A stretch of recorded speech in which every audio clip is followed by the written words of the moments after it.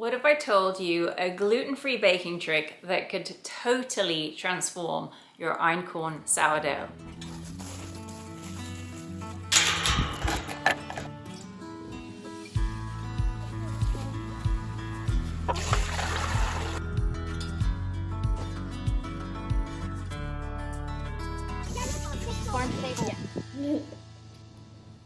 Starting to bake with something like einkorn flour can feel like stepping into a whole new world. It can feel really overwhelming, and it might be ancient and really cool, and it might be super nutritious, but it can also be downright tricky.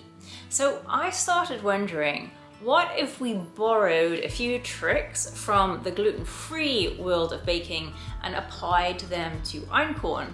Could that help us get a better rise and a better crumb?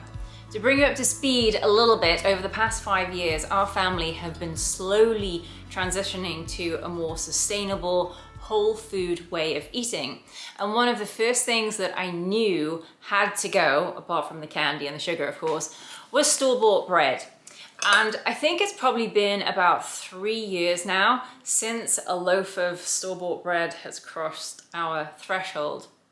At first, I just was baking with what I had, so I was using standard all-purpose flour, and then I upgraded to the premium flours and going to the different types of flour, organic flours, and I was really on a mission to avoid as many additives and preservatives as I could. But even then, something still wasn't quite right. You see, I was also working through some of my own health challenges, and as I dug deeper into the subject of wheat and how it's grown and how it's processed, I started to uncover something that I guess can be applied to all foods. And it really stopped me in my tracks because I just really hadn't applied it to wheat. Well, the truth is that modern milling actually removes up to 95% of the nutrition that wheat was meant to provide us as a food staple. So even though I was baking at home to get rid of the junk, I realized that I was still working with a food that had been stripped of all of its nutrients. So that was a bit of a wake-up call. If we're going to be putting so much effort into all of this clean eating, you want it to make a difference. So it's not just about taking out what's harmful in the food, it's about making sure that you put back in what is going to be healing and actually feed your body. You know, when we think about the rise in all of the gluten-related health issues, the penny sort of dropped for me, and it started to make more sense, because maybe the problem isn't actually the gluten itself, but it's to do with the way that we've been consuming it. And that was really what sort of led me to start investigating baking with einkorn. So einkorn is what's called a diploid wheat. It has 2 sets of chromosomes, and the genetic makeup of the wheat is a lot more simple.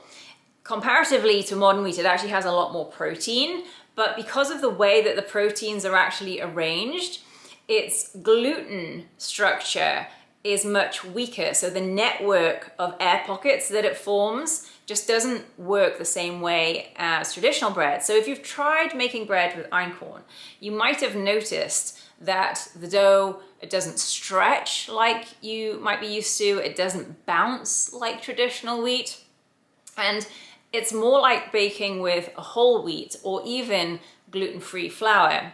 The rise is not as dramatic, and also the crumb, once it's baked, tends to be more crumbly. It can fall apart when you're trying to slice it. And when you've put all that time and effort in, that can be really frustrating. But I have some good news, which is why you're here. And I stumbled upon it by accident, really. My journey had already taken me through this world of gluten-free baking, and when einkorn started to present its own challenges that were similar to gluten-free baking, I started wondering, well, what if I just combine what I've learned, these sort of tricks from the gluten-free world, and combine that with the einkorn recipes and see if the results will help the einkorn flour out. Well, the results have been amazing, and I am really excited to share this with you. Now, just a quick note, for this recipe, I am using store-bought all-purpose einkorn flour, and the brand is from Jovial.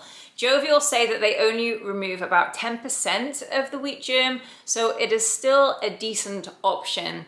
But if you're milling your own berries at home, of course, that's even better. And either way, you're about to bake a beautifully gut-friendly loaf of bread.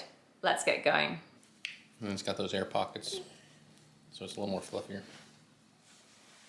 And so it's tearing away, it's not crumbly. So I'm going to walk you through the ingredients and then we'll jump in.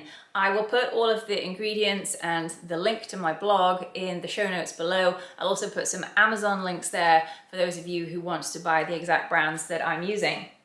So the first thing that I have here, and I have a different YouTube video on feeding my starter. This is an einkorn starter. I do feed my starter with freshly milled einkorn. I grind my own berries. You don't have to. You can use store-bought all-purpose einkorn flour to feed your starter. I find that a starter does respond better to a whole wheat, so that's why I feed mine that way. But anyway, you need some starter einkorn. The next thing you want is this. Now this is going to be the magic in your loaf. This is actually psyllium husk. It's whole psyllium husk. So it comes as a powder, and literally all you do is you take the powder and dissolve it in boiling water. And then you need to let it cool down for about 10 to 15 minutes so that it doesn't go and kill your starter when you add it into the dough. And then the last thing that you're going to need is your flour. So this is just an all-purpose einkorn flour that is store-bought. As I said, I order mine off Amazon. Now today I am making 2 loaves, so I have double the amount of flour in here. And it's really important when you're baking to get consistent results, you want to use a digital scale. I will give you the rough amount in cups, but I find that when you're using cups, it's just the end result can be inconsistent if you haven't measured the same way each time. So that's all we need, and a little bit of salt. We're going to get started.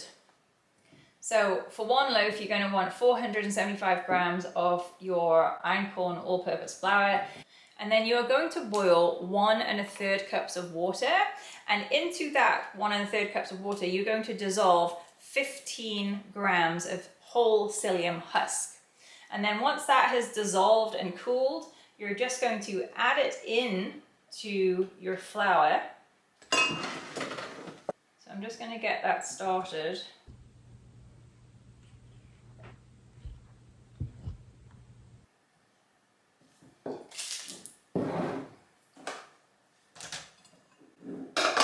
Into my jug, I'm going to measure, you want 100 grams of starter. I'm measuring 200 grams because I am doubling the recipe.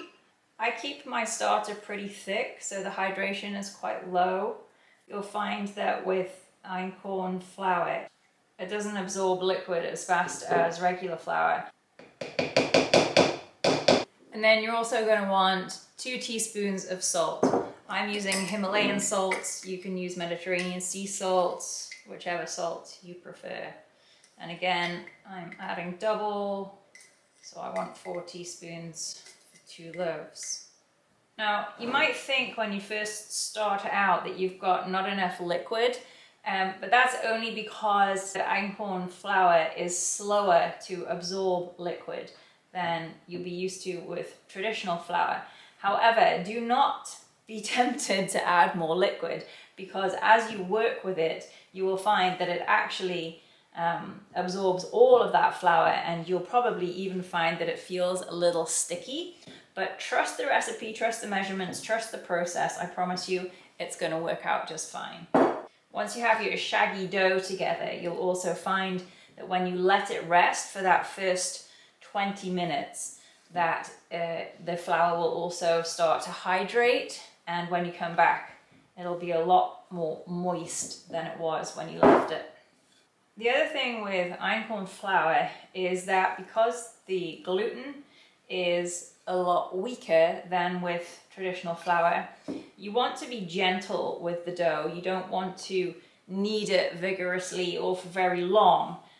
And you also won't get that same stretch that you'll be used to with traditional flour, because the gluten, again, is not going to hold the grains together like you'd be used to with traditional sourdough. So once I've got all of the flour actually incorporated, that'll be the point where I will leave it as a shaggy dough to just sit and absorb the moisture. I can feel that parts of it are becoming a little sticky. So there, if I hold it up, you can see there's nothing really left in the bowl, but all the flour is not quite hydrated, but I'm going to let it sit, cover it, and let it sit for about 20 minutes now.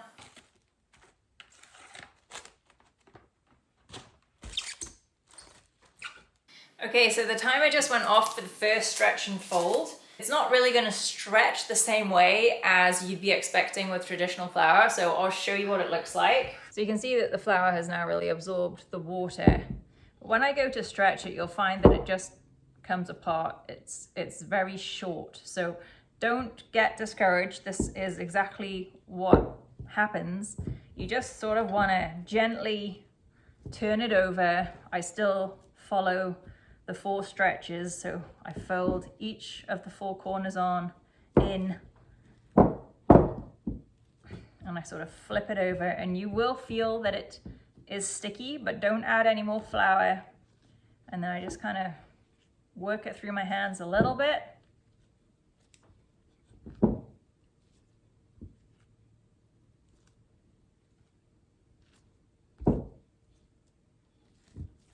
And that is all I'm going to do. I'm going to cover it again, and then I am going to set the timer for another 20 minutes. Okay, we are ready for stretch and fold number 2. There is not a whole lot of difference with the dough, but I'm going to stretch it as best as I can. By now, with a traditional wheat flour, the dough would be stretching all the way up here. And that really does show you the difference in the genetic makeup of this flour, this wheat that we're dealing with. What I found fascinating during my research was to learn that modern wheat has been hybridized so many times that it now contains 42 pairs of chromosomes, compared to einkorn wheat, which, having had its genetics preserved for thousands and thousands of years, has 14 pairs of chromosomes, which is a vast difference when you think about the genetic makeup, the actual DNA of this grain. It stands to reason why modern wheat is just so much more indigestible than when you compare it to something like einkorn, because you're having to deal with so much more complex proteins. The DNA structure of the modern day wheat protein is a completely different thing compared to what it used to be. Okay, so the timer just went for the 3rd time, so that has been 3 lots of 20 minutes, so we are an hour now with our hydrating the dough. So I'm gonna gently stretch this and fold it 4 times, and then I am going to let it rest on the countertop for the rest of the afternoon, where it's going to do its bulk fermentation. So if you are familiar with the window pane test for working with traditional sourdough, you're not going to get anywhere near that with the einkorn dough. So it's stretching better than it was, but it's going to tear. It's not going to give me that window pane test. So during the bulk fermentation is where the psyllium gel is really going to do its magic. That gel is going to allow pockets of air to fill it and help to improve the structure of the bread compared to if you just use water without the gel. Psyllium husk, being a whole food, also adds more fiber to the recipe. So where this is not a whole wheat bread, because we're using an all-purpose flour, we're actually adding some fiber back in by using the psyllium. So it turns into a really lovely loaf that is very nutritious and also Has a lovely soft elastic feel, very easy to slice.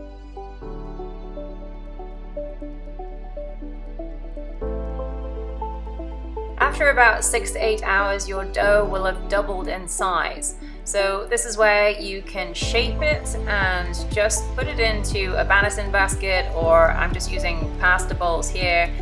The dough is still a little bit sticky, so I use cling wrap to put over the top just to stop it from drying out in the fridge. And it's going to stay in the fridge overnight, and I generally bake it the morning afterwards.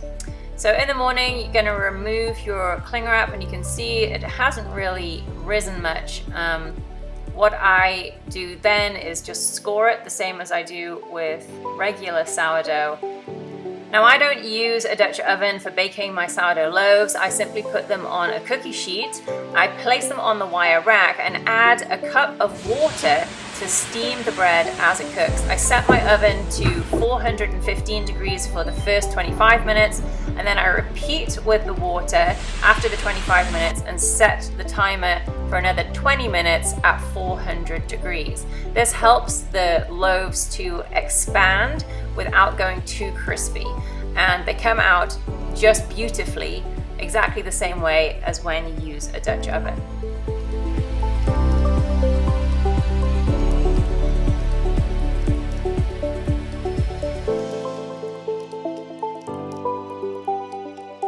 We've really enjoyed how the psyllium husk adds a lovely texture to this einkorn sourdough bread. Thanks for watching, guys. I'll see you in the next one.